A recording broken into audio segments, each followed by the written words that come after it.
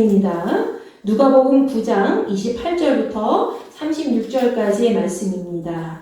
이 말씀을 하신 후 8일쯤 되어 예수께서 베드로와 요한과 야고보를 데리고 기도하시러 산에 올라가사 기도하실 때에 용모가 변화되고 그 옷이 휘어져 광채가 나더라. 문득 두 사람이 예수와 함께 말하니 이는 모세와 엘리야라. 영광 중에 나타나서 장차 예수께서 예루살렘에서 별세하실 것을 말할세. 베드로와 및 함께 있는 자들이 깊이 졸다가 온전히 깨어나 예수의 영광과 및 함께 선 두 사람을 보더니 두 사람이 떠날 때에 베드로가 예수께 여짜오되 주여 우리가 여기 있는 것이 좋사오니 우리가 초막셋을 짓되 하나는 주를 위하여 하나는 모세를 위하여 하나는 엘리야를 위하여 하사이다 하되 자기가 하는 말을 자기도 알지 못하더라. 이 말 할 즈음에 구름이 와서 그들을 덮는지라.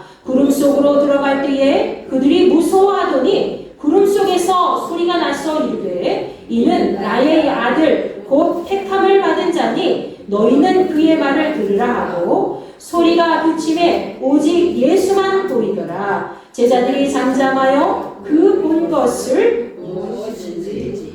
그때에는 아무에게도 이르지 아니하니라. 아멘. 자, 오늘은 영광스러운 변화라는 제목으로 같이 말씀 나누겠습니다. 여러분 누가복음 9장 말씀이 생각보다 좀 길어요. 내용이. 그리고 많은 내용이 담겨져 있습니다. 누가복음에는 여러 가지 사건들이 등장하지요. 예수께서 복음 전파를 위해서 예수님의 사랑하는 제자들, 12제자들을 지역으로 파송한 내용이 나와요. 그리고 보리떡 5개와 물고기 2마리 아시죠? 오병이어의 사건도 누가복음 9장에 기록되어 있습니다. 그리고 오늘 본문 말씀에 직전에 등장하고 있는 베드로의 신앙 고백이 함께 나오고 있고요. 그리고 예수님이 친히 제자들을 다 모아놓고 자신의 죽음과 부활에 대해서 예고하신 내용이 기록되어 있죠. 자, 오늘 말씀에서는 예수께서 사랑하는 제자들에게 당신의 죽음과 부활을 말씀하시고 난 다음에 예수님을 따르는 사람은 누구든지 자기 십자가를 지고 가야 된다 라는 말씀을 하신 다음에 8일이 지난 상태로 일어난 사건을 기록하고 있습니다. 자, 그 내용은 어떤 내용이었어요? 바로 예수님이 산기도를 하러 가셨을 때에 용모가 변화되고 옷이 휘어진 사건을 말하죠. 우리는 그 사건을 뭐라고 얘기합니까? 바로 변화산 사건이라고 얘기하고 있지요. 자, 본문 말씀 28절을 보시면은 예수께서는 사랑하는 제자 베드로와 요한과 야고보를 데리고 기도하시기 위해서 산으로 올라가셨어요. 자, 예수께서는 항상 하나님 앞에 쉬지 않고 기도하는 습관을 가지셨습니다. 그래서 제자들에게 하나님의 아들로서 그리고 제자들의 선생으로서 기도하는 분의 그런 본보기를 보여주셨다는 것이죠. 여러분 예수께서 그렇게 기도하시는 동안에 예수님의 얼굴 모습이 다 변화된 것을 기록하고 있죠. 29절 말씀에 예수님이 입으셨던 옷까지 어떻게 됩니까? 하얀 광채를 낼 정도로 빛난 상태가 되었다고 얘기하고 있습니다. 여러분 우리 역시 우리가 하나님만 바라보고 간절히 기도할 때 어떤 변화가 일어나요? 이런 변화가 일어날 수 있다는 거예요. 우리의 모습 가운데서도 이러한 변화가 있습니다. 예수님처럼 눈에 띄게 큰 변화는 아니더라도 우리 영이 세상을 바라보지 아니하고 오직 누구만 바라봐요? 하나님만 바라보기 때문에 하나님께 집중하고 기도하기 때문에 하나님의 임재가 그 사람에게 임하게 되는 거죠. 그리고 우리의 내면과 겉모습에서 하나님의 거룩한 영광이 드러나는 것입니다.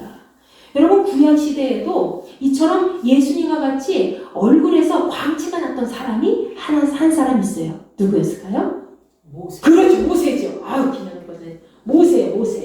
자, 출애굽기 34장 29절에 보면 모세가 시내산에서 하나님과 맺은 두 번째 돌판을 손에 들고 내려올 때에 그의 얼굴에서 광채가 났다. 얼굴 피부에서 광채가 났다라고 기록이 되어 있습니다. 자, 모세의 광채는 어떤 광채였을까요? 아론과 이스라엘 온 백성들이 야 이제는 모세 지도자가 저 시내산에는 내려오고 있구나 라고 하는 모세를 딱 보니까는 쳐다보기 어려울 정도로 모세의 얼굴이 빛나는 것을 보고 라고 표현하고 있습니다. 가까이 하기를 두려워했을 정도로 광채가 났다. 이 말을 조금 더 쉽게 표현하면 사람들이 모세를 똑바로 쳐다보기가 어려울 정도로 눈이 부셨다는 것을 의미해요. 너무 부시니까 같이 쳐다볼 수가 없는 거예요. 마치 그 사람은 사람이 아니라 신의 어떤 모습과 같이 그런 모습으로 광채가 났다는 것이죠. 그런데 웃기는 건 정작 모세 자신은 자기 자신이 얼굴에서 빛이 났다는 그 사실을 알아채지 못합니다. 처음엔 알아보지 못해요. 자, 모세의 얼굴의 광채는 하나님의 영광의 임재 가운데 발생한 것이었습니다. 출애굽기 34장 28절 말씀에 보면 모세가 시내산에서 머물러 있을 때 40일 동안 어떻게 했다고 되어 있죠? 음식도 먹지 않고 물도 먹지 않았다. 완전한 단식, 완전한 금식을 의미하고 있죠. 그러면서 하나님께서는 이스라엘 백성과 새롭게 언약을 세우시기 위해서 두 번째 돌판, 십계명을 두 돌판에 기록하셨다라고 되어 있습니다. 여러분, 모세는 시내산에 있을 때에 육신의 모든 것을 금한 겁니다. 그리고 오직 하나님만 바라보고 기도했던 거죠. 사실 그때는 모세가 두 번째로 하나님 앞에 돌판을 받은 기간이었습니다. 여러분, 첫 번째 돌판 받은 기간은 언제였어요? 첫 번째 십계명 돌판은 모세가 시내에서 내려오는 시간이 자꾸 늦어지자 백성들이 막 여기저기서 불평하는 거예요. 모세가 지금 살아있는 거야? 어떻게 되는 거야? 자, 아론, 우리를 위해서 하나님의 그 신상을 만드십시오. 금송아지 우상 사건이 발생하고 있죠. 그래서 금송아지를 만들어서 섬기다가, 우상을 섬기다가 모세가 이것을 보고 어떻게 합니까? 분노가 치밀어 올라서 그 두 돌판을 던져서 깨뜨려 버리죠. 그래서 없어집니다. 그래서 첫 번째 돌판은 그렇게 사라지게 돼요. 그래서 하나님께서는 모세를 통해서 이스라엘 백성들과 두 번째 언약을 세우시기 위해서 두 번째 십계명 돌판을 전해주신 거죠. 여러분, 모세는 하나님 앞에서 죄를 지은 그 이스라엘 백성들을 위해서 계속 기도하였습니다. 어떻게 기도했는지 아세요? 자기 이름을 하나님의 그 책, 생명책에서 지울지라도 하나님, 저 백성들을 용서해 주세요 라고 얘기할 정도로 간절히 그 이스라엘 백성들을 사랑하는 마음을 가지고 간절히 기도합니다. 그때 하나님께서 모세의 기도를 들으셨어요. 어떻게 하셨습니까? 하나님이 모세의 간절한 기도에 귀를 기울이시고 이스라엘 백성들의 그 어리석인 죄를 용서하시고, 하나님 가장 싫어하시는 게 뭐예요? 우상숭배를 가장 싫어하세요. 그죠? 우상숭배, 너는 나 외에 다른 신을 섬기지 말라, 첫 번째 계명 싫어하신단 말이에요. 근데 그 가장 싫어하시는 계명을 이스라엘 백성들이 어겼잖아요. 그래서 하나님께서 얼마나 화가 많이 진노하셨을 거예요.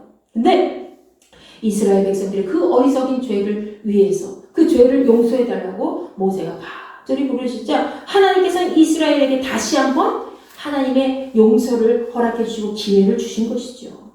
40일 동안 하나님의 임재를 경험하면서 모세는 어떻게 됐을까요? 용모만 광채가 난 게 아니죠. 더더욱 성숙한 모습의 민족의 지도자로 거듭날 수가 있었고, 그리고 이스라엘 백성들은 수건으로 얼굴을 가릴 정도로 빛나는 모세의 모습을 통해서 야, 하나님이 진짜 살아계시구나 하면서 하나님의 영광을 보게 된 사건이었습니다. 여러분, 우리의 죄는 때때로 하나님의 영광을 보지 못하게 할 때가 많이 있습니다. 우리가 죄로 인해서 가로막혀져 있으면 하나님의 얼굴을 뵙지 못하는 거예요. 자, 로마서 3장 23절 말씀 우리 다 같이 한번 읽어볼까요? 시작! 모든 사람이 죄를 범하였으되 하나님의 영광에 이르지 못하더니. 아멘. 모든 사람들이 죄를 범하였기 때문에 하나님의 영광에 이르지 못했다고 기록이 되어 있죠. 죄로 인해서 막혀진 그 담은 결국 우리를 하나님의 영과 만나지 못하게 한다는 것입니다. 얼마나 안타깝습니까? 로마서 4장 25절 말씀에서 예수는 우리가 범죄한 것 때문에 내줌이 되고 또한 우리를 의롭게 하시기 위해서 살아나셨느니라 라고 기록되어 있습니다. 여러분, 예수께서는 우리가 하나님의 영광 안에서 의로운 존재로 살도록 하기 위해서 스스로 자기 육체를 죄 가운데 내어주셨다는 거예요. 내 육체를 허물어버리게 하고 내어주셨고 우리를 위해서 다시 사셨다는 것을 기억하시기 바랍니다. 오늘 본문 말씀 30절과 31절 말씀 보세요.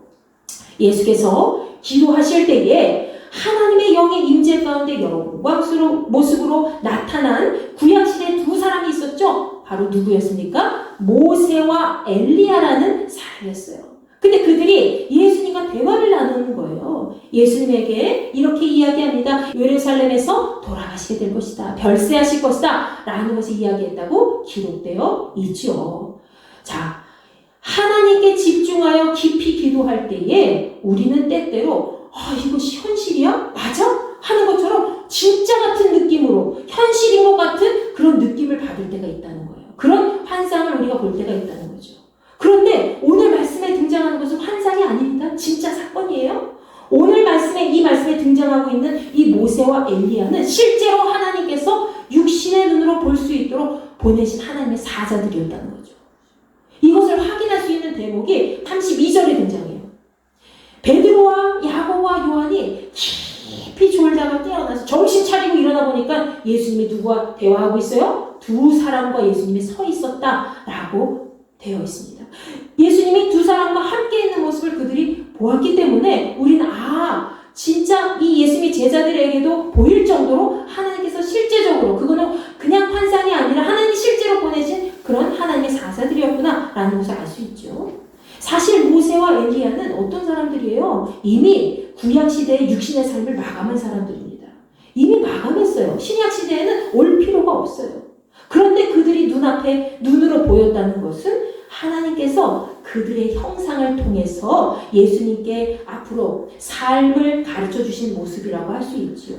앞으로의 그런 예수님의 삶을 가르쳐 주셨다라는 것을 알 수 있습니다.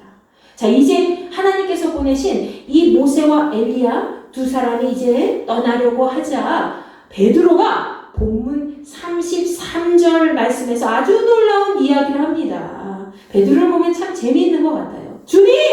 우리가 여기 있는 게 참 좋겠어요. 우리가 이곳에 천막셋을 지을 텐데요. 하나는 주님을 위해서, 하나는 모세를 위해서, 하나는 엘리야를 위해서 우리가 주님과 모세와 엘리야를 섬기겠습니다. 모시겠습니다. 라고 이야기를 해요. 당당하게. 주님 어떻겠어요? 그렇게 하는 게 낫겠죠? 하면서 여쭤보면서. 여러분, 모세와 엘리야는 이스라엘 백성들이 가장 존경하는 위대한 지도자여 선지자였죠. 그리고 그들은 하나님께서 기뻐하시고 그리고 사랑하시는 자들이었기 때문에 그들과 예수님의 대화를 나누었다는 것 그 자체가 바로 제자들로서는 감당하기 어려울 정도로 너무나도 놀라운 그런 광경이었을 겁니다. 그래서 베드로 역시 바로 생각나는 대로 말한 거예요. 주님!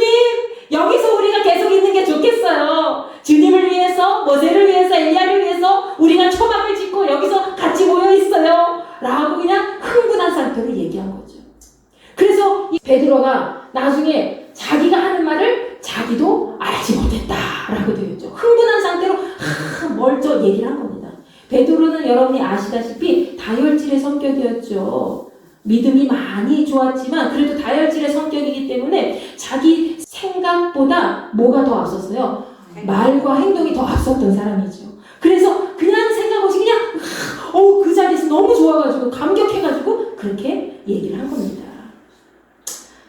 베드로가 이 말을 마치자마자 이미 하나님의 영광의 구름이 그들을 덮었고 제자들은 구름 속으로 들어가게 되었다고 되어 있죠. 그때 그들은 큰 두려움에 휩싸였습니다.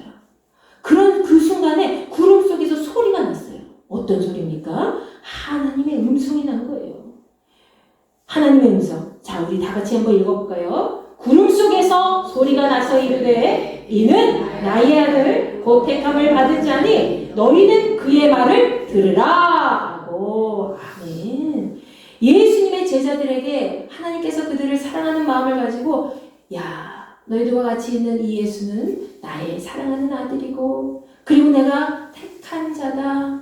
인류를 구원하시기 위해서 택했다는 것이죠. 그러니 너희들은 그의 말을 들을지어다 라고 얘기한 거예요. 구름으로 형체가 거의 가려진 채 보이지 않는 상태에서 소리만 들리니까 사람이 보이지 않는 상태에서 뭔가 소리가 들리고 그러면은 우리도 사실 예민하고 집중할 수밖에 없고 조금 어떤 소리가 들리면 갑자기 큰 소리가 들리게 되면 어떻습니까? 두려워할 수밖에 없겠죠. 이들도 그랬다는 거예요. 본문 말씀에 말씀에서 베드로와 야고보와 요한은 예수님과 함께 기도하러 산으로 올라갔으나 늘 그렇듯이 그들은 어땠어요? 피곤했어요. 육체가 너무 피곤한 거예요. 왜? 그럴 수밖에 없겠죠. 예수님이 여기도 데려가시고 저기도 데려가시고 또 지난번에 전도도 했다가 마을 여기저기 돌아다니니까 육신은 늘 피곤한 거예요. 오늘은 예수님이 기도하러 몇 분이나 기도하실까 이러면서 사실 우리가 지금 생각해보면 그러지 않겠어요? 제자들의 입장에서 우리가 제자들을 어리석다고 할 수가 없어요. 우리도 우리는 그보다 더 못할 수도 있어요. 늘 그렇듯이 피곤한 육신의 몸으로 깊은 잠을 자게 됩니다. 그러다가 갑자기 깨게 되는 거예요. 근데 그때에 예수님을 보고 예수님의 변화된 용모를 보고 광채를 보고 그리고 그들이 그 자리에서 하나님의 영광을 만나게 된 거죠. 여러분, 그들은 예수님과 함께 집중해서 기도하지는 못했습니다. 계속 예수님과 함께 기도하면서 기도로 승리하지는 못했어요. 그렇지만 하나님께서는 예수님의 사랑하는 그 제자들에게도 임하셔서 예수님은 하나님이 보내신 분이라는 것을 확신시켜 주셨습니다. 하나님의 영광은 우리가 직접 기도할 때도 나타나지만 언제든지 우리가 다 함께 모이는 그런 기도의 자리에 함께 있는 것만으로도 하나님의 영광을 임한다는 사실을 여러분 기억하시기 바랍니다. 하나님께서는 우리가 기도를 많이 한다고 우리에게 막 영광을 보여주시는 게 아니에요. 우리가 막 성경책을 막 많이 읽는다고 하나님의 영광을 갑자기 보여주시는 게 아닙니다. 우리가 서로 부족하고 연약하지만 하나님 말씀 붙들고 함께 기도하는 자리에만 있어도 그 자리에서 하나님이 분명히 하나님의 영광을 여러분에게 보여주실 줄로 믿습니다. 그 마음을 기쁘게 보시는 거예요. 여러분, 하늘의 소리가 그쳤을 때 그들은 그제야 예수님 한 분밖에 보이지 않는 것을 알게 됩니다. 하나님께서 보내신 모세와 엘리야는 사라지게 된 거죠. 그리고 그들은 그들이 본 것을 아무에게도 말하지 않고 잠잠하게 침묵을 지켰다라고 36절 말씀에 기록되어 있습니다. 자, 그들은 예수님과 함께 기도하러 올라간 산에서 하나님의 영광을 체험하게 되죠. 그들이 특별한 사람들이라서 하나님의 영광을 본 것이 아닙니다. 그 제자들은 어떤 사람들이었어요? 예수님께서 택하신 그들은 오히려 세상 속에서 별로 대접받지 못하는 그런 인생을 살아간 사람들이었죠. 남들이 주목하지 않아요. 그들의 인생 별 볼일 없게 생각해요. 그런데 예수님 택하셨어요. 그렇게 부족한 많은데도 불구하고 부유하지도 않고요. 학식이 뛰어난 것도 아니고요. 특별한 재능이 있는 것도 아닙니다. 오히려 세상 사람들보다도 더 나약한 존재들이었어요. 그럼에도 예수님은 그들과 함께 산에 오르셨습니다. 그리고 그곳에서 그들은 하나님의 영광을 보게 되었다는 거죠. 하나님의 영광을 진짜 보게 된 그리스도인은 어떨까요? 바로 이들의 태도와 같은 그런 형태를 보이게 됩니다. 오늘 본문 말씀 36절에 기록된 자들과 같이 그 제자들과 같이 잠잠히 조용하게 하나님의 영광을 마음에 새기고 세상의 이야기거리로 삼지 않는 사람들이라는 것이죠. 하나님의 영광을 진짜 보게 된 그리스도인들은 그러한 행동을 하게 된다는 거예요. 내가 만난 그 하나님의 영광을 마음속에 잠잠히 기억하고 그 모든 것을 마음에 새기고 묵묵히 하나님의 뜻이 무엇인지 기다리는 거죠. 세상 사람들은 흔히 가십거리를 좋아해요. 가십거리 뭔지 아시죠? 아유 이랬대, 저 사람 저랬대, 아유 저 교회가 저랬대 라는 걸 너무 좋아해요. 내가 무엇을 먹었는지, 내가 무엇을 입었는지, 어떤 사람과 만나서 어떤 대화를 나누었는지 내가 경험한 모든 것들을 막 발설하기에 급급하죠. 세상 사람들이 그런 모든 것을 드러내기를 원합니다. 그러나 그리스도인은 오직 예수 그리스도 외에는 자랑거리로 삼지 말아야 될 것을 여러분 기억하시기 바랍니다. 아멘.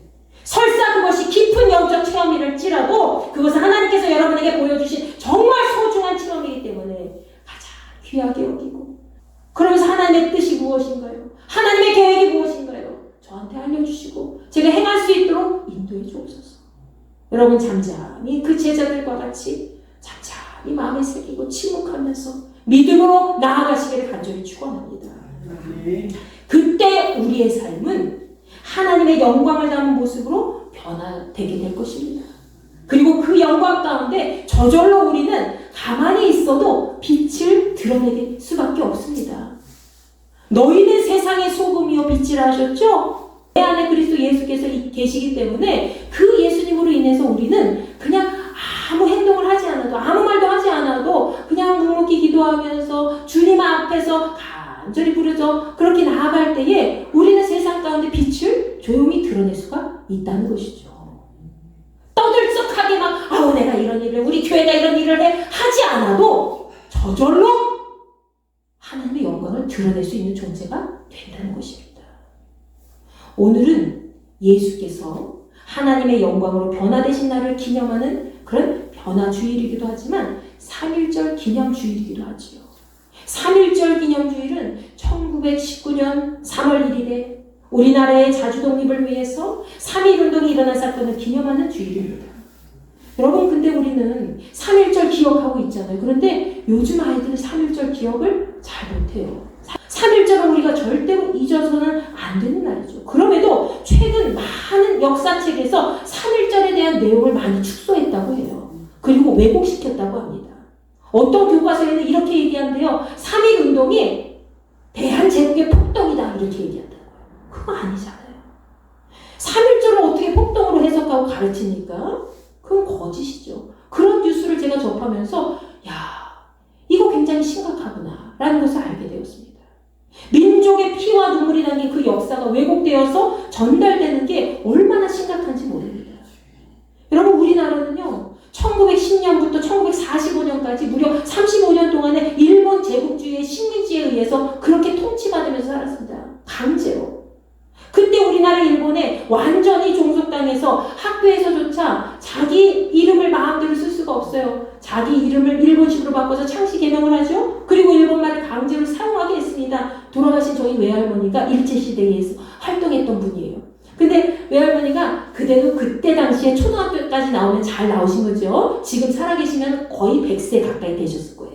자, 그런데 그 외할머니께서 학창시절 다니면서 많은 고생을 했다고 합니다. 근데 그 이야기를 들을 때마다 그때마다 저는 일정 강점기를 경험하지는 못했지만 우리 다 경험하지 못했잖아요. 그렇지만 그 이야기만 들으면은 비참한 감정이 여기서부터 막 솟구쳐 오르는 거죠. 우리 선조들은 나라 잃은 슬픔과 고통으로 인해서 더 이상 우리나라 이 미래 세대가 더 이상 이 고통 가운데 있으면 안 되겠구나 라는 생각을 가지고 나라를 구하고자 자기 한 몸 희생한 겁니다. 힘이 없고 나약한 국민들이었습니다. 가난했어요. 그때 당시에 다 가난할 수밖에 없어요. 나라를 사랑하는 마음은 그런데도 누구보다 컸다는 것이죠. 한 마음 한 뜻으로. 나라를 되찾고자 하는 그 열망은 어떤 민족보다도 뒤지지 않았다는 거예요. 특히 여러분 믿음의 선조들을 보세요. 믿음의 선조들 중에 3.1운동에 앞장선 사람들 그리고 독립운동을 앞장선 사람이 너무나도 많이 있어요. 기억하셔야 돼요. 우리나라 민족의 자유와 평화를 위해서 그분들이 더 피 흘려서 앞장섰다는 것이죠. 그들의 숭고한 그런 희생과 함께 그리고 우리나라를 사랑하신 하나님의 은혜가 아니면 그 구원의 은혜가 아니면 절대로 우리는 이렇게 편안하게 예배를 드릴 수가 없습니다. 그때 당시에 목회자들도 더 신사참배에 이용당할 정도로 많은 고통을 당하지 않습니까? 그들은 한복을 입고 대한민국의 독립을 외치면서 하나님 앞에 끊임없이 울부짖으면서 기도했을 겁니다. 하나님! 우리나라 살려주세요. 하나님! 우리 민족 살려주세요. 우리를 구원해 주옵소서. 그러면서 자기 모든 육체 아무것도 아닌 것처럼 생각하고 그냥 던진 거예요. 하나님을 향한 그 사랑이 있기 때문에 그게 가능했던 거죠. 하나님을 향한 그 믿음이 있기 때문에 그게 가능했던 거죠. 그들을 기다리고 있는 것은 무엇이었습니까? 죽음밖에 없었어요. 감옥에서 얼마나 고통을 심하게 당합니까? 서대문 형무소 아시죠? 저는 아이들 데리고 많이 갔었는데 거기 그냥 모형으로만 되어 있어도 끔찍해요. 어떻게 이렇게 고문을 할 수가 있었을까라고 생각할 정도. 여러분 그들의 영혼을 건지시는 하나님이 계셨기 때문에 그들의 마음속에 있는 뜨거운 믿음과 열정으로 그들은 계속, 우리 믿음의 성도들은 계속 그 모진 고통의 시간을 참고 견디며 끝내는, 이겨낼 수 있었던 것입니다. 그들의 마음에는 뭐가 있었어요? 하나님이 주신 자유가 있었어요. 비록 내가 일제강점기에 억압받고 자유 없이 살아가지만 그들의 마음속에는 하나님 나라에 대한 열망과 자유가 있었다는 거예요. 여러분, 고린도후서 3장 17절 말씀에 뭐라고 되어 있습니까? 시작! 주는 영이시니 주의 영이 계신 곳에는 자유가 있느니라. 아멘. 주님과 함께 거하는 사람은 세상이 옳다고 가둬두는 그런 틀에 매여 있지도 않고 과거의 율법에도 사로잡히지 않는다는 거예요. 언제나 주님 안에서 참된 평강과 자유의 기쁨을 누릴 수 있다는 것입니다.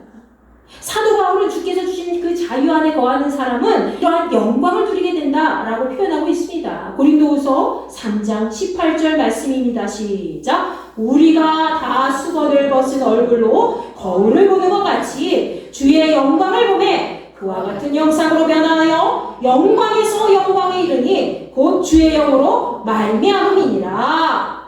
아멘. 이 말씀 어떤 말씀이에요? 그리스도인의 성화를 얘기하고 있죠. 우리가 서로 수건을 벗은 얼굴로 거울을 보는 것 같이, 수건을 벗은 얼굴은 내 모습 그대로 정말 명확하게 보는 거잖아요. 그와 같이 우리가 주님의 영광을 보게 된다면 우리 역시 점점 더한 영광으로 주님의 형상, 즉 그분의 모습을 닮아가게 된다라는 것을 이야기하고 있습니다. 여러분, 우리가 보게 될 그 영광은 예수께로부터 출발하게 된다는 것을 기억하시기 바랍니다. 우리는 언제나 예수 그리스도 안에 있을 때 하나님의 영광을 볼 수가 있어요. 그리고 그분을 통해서 우리도 하나님의 영광 가운데 거하는 성화된 모습으로 나아갈 수가 있다는 것이죠. 여러분, 그리스도인은 점진적으로 계속 성화되는 그런 삶을 가져야 됩니다. 어떤 성화예요? 하나님의 형상을 닮은 그런 모습으로, 예수님을 쫓아가는 그런 거룩한 모습으로 우리가 점점 가깝게 그렇게 나아가게 된다는 것이죠. 지난주 소천하신 우리 최호장 권사님은 평생 하나님의 영광을 드러내기 위해서 사셨을 겁니다. 비록 마지막 순간에 육체적으로 육체 가운데 고통이 있으셨지만 하나님 나라에서 지금은 영원한 영광의 자리에 편히 쉬게 된 줄로 믿습니다. 여러분, 최호장 권사님처럼 언젠가는 우리도 가야 할 그곳, 그 하나님 나라에 이르기까지 우리가 앞으로 살아가야 할 모든 순간이 하나님의 영광으로 가득 넘치게 되기를 간절히 소망합니다. 예수께서 오늘 하나님의 영광으로 변화되신 그 모습을 보여주셨고, 그리고 제자들과 함께 하셨듯이 우리도 세상 속에서 하나님의 거룩한 빛을 드러내는 예수님의 제자로 날마다 영광스럽게 변화되는 그런 삶을 살아가시기를 간절히 주의 이름으로 축원합니다. 오늘 이 마음을 가지고 찬양하셨으면 좋겠어요. 하나님, 나도 주님과 같이 거룩한 그 영광의 자리에 동참할 수 있게 도와주시고 영광된 모습으로 변화될 수 있도록 날마다의 삶 속에 임재하여 주시옵소서. 이 마음을 가지고 우리 특별히 간절한 마음을 가지고 기도하면서 찬양하도록 하겠습니다. 내 영혼의 희락이고 그 소망 넘치네. 주 예수 복을 주시고 또 내려주시네. 주의 영광 빛나간 채 내게 비춰 주시옵소서. 그 밝은 얼굴에 올 때 나의 영혼 기쁘다. 주의 영광 빛나간 채 내게 비춰 주시옵소서. 그 밝은 얼굴에 올 때 나의 영혼 기쁘다. 우리 이 시간 말씀을 넣고 우리도 기억하며 기도합니다. 우리는 연약하지만 나약하지만 정말로 어리석지만 그럼에도 불구하고 주의 영광을 보고자 모인 그 자리에 하나님께서 임재하여 주신 줄 믿사오니 아버지 하나님, 우리의 삶을 주관하여 주시옵소서. 이제는 우리 주 예수 그리스도의 은혜와 하나님의 무한하신 사랑과 성령님의 감화 감동 내주 교통하심이 모든 힌돌교의 지체들에게 거룩하신 주의 자녀들에게 함께하여 주시기를 간절히 축원하옵나이다. 아멘.